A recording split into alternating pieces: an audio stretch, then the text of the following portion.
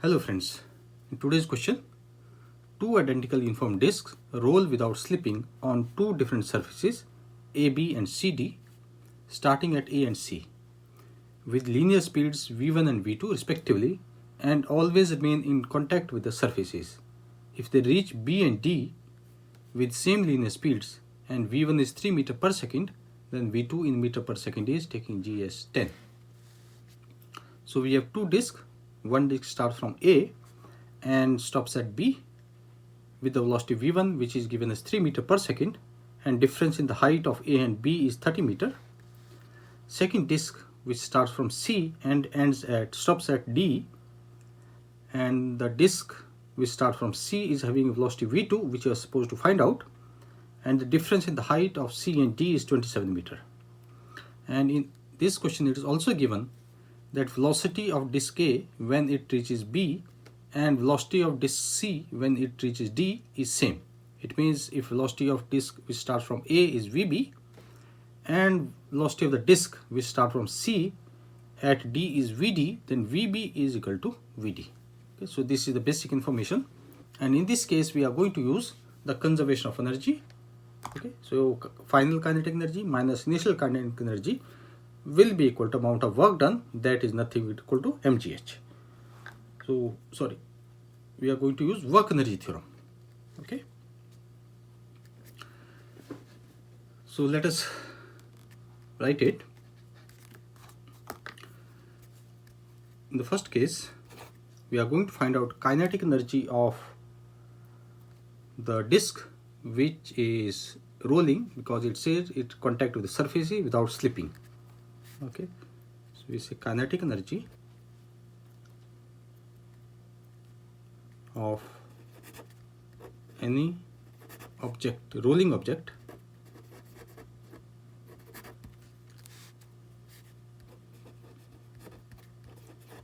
without slipping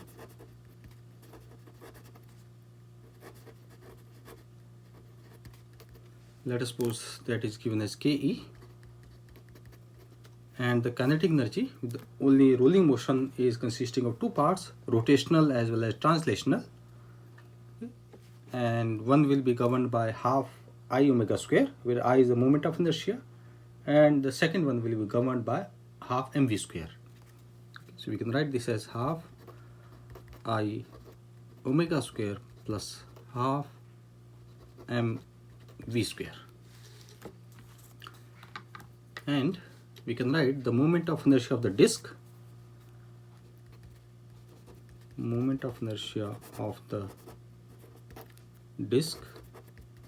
which is given as I, and this I is equal to half mr square, where m is the mass of the disk and r is the radius. And we can also say that angular velocity is equal to linear velocity divided by the perpendicular distance or radius of that particular disk. So substituting these two values, we can write that kinetic energy is equal to half, and this becomes half mr square, and we substitute omega also, we get V upon R omega square plus half mv square. This is equal to 1 by 4 mr square multiplied by v square upon r square plus half mv square. R square cancel out with r square, so this we get as 1 by 4 mv square plus 1 by 2 mv square. So therefore we can write that our kinetic energy is equal to, this will be 3 by 4 mv square. So this is the only kinetic energy because of the rolling object without slipping. And by work energy theorem we can say, by work energy theorem we can say that change in kinetic energy is equal to amount of work done and change in kinetic energy is kinetic energy final minus kinetic energy initial. So we can write kinetic energy final minus kinetic energy initial, which is equal to mgh, which is nothing but basically potential energy. Now we have two paths, A and B. So let us write the formula for kinetic energy in respect to their work energy theorem for path A as well as path B. So we can say for path A,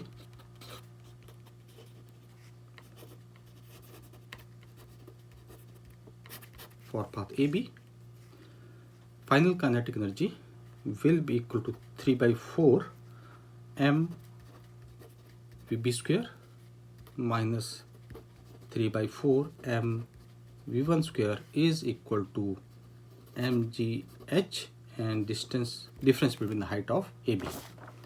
So here we assume that the velocity of the disk at point B is VB and velocity of the disk at point D is our VD. Okay, and we already given that V1 is at A and V2 is at C.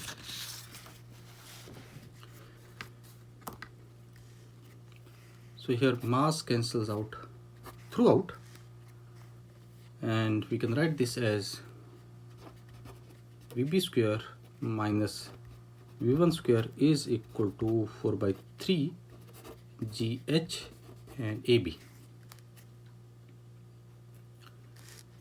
So this can be written as VB square is equal to V1 square plus 4 by 3 GH AB. Now substituting the value, we get this as VB square is equal to V1 is given as 3. So this will be 3 square plus 4 by 3.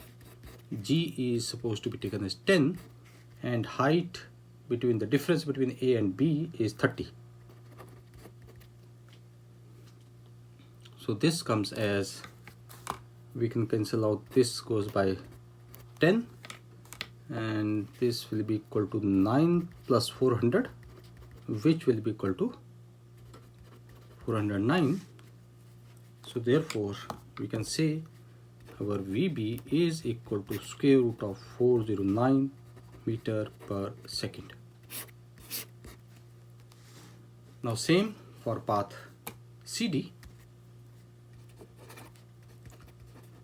For path CD, we can write 3 by 4 m VD square minus 3 by 4 m V2 square is equal to m, g and h in this case will be our CD, that is the vertical height.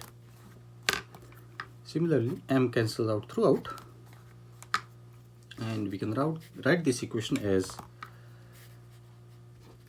VD square minus V2 square is equal to 4 by 3 GHAB. From here we get VD square is equal to V2 square plus 4 by 3 GHAB. Now substituting the values, V2 we need to find out. So we can say this as VD square is equal to V2 square plus 4 by 3, G is taken as 10 and height, difference in height, sorry, this is CD. CD, difference in height is 27. So this goes by 9 and we get this as V2 square plus 360. So we can say our VD is equal to square root of V2 square plus 360. Now in the question it is given that if they reach point B and D with the same linear speed, it means VB should be equal to VD. So we can write that but both disk reach B and d with same linear speed. Same linear speed. So which basically means that VB is equal to VD, substituting value VB, and VD is our V2 square plus 360 square root is equal to square root of 409. Now it's a simple calculation. So we can write this as VD square plus 360 is equal to 409. So we get V2 square is equal to 409 minus 360, and that will be equal to 49.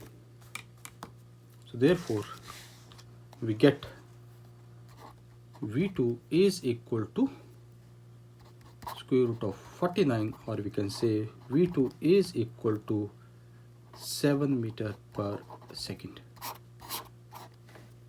So this is the value of V2 in meter per second, or we can say this is the velocity of disk which starts from C when it reaches point D. Okay. So this completes the question. Thank you.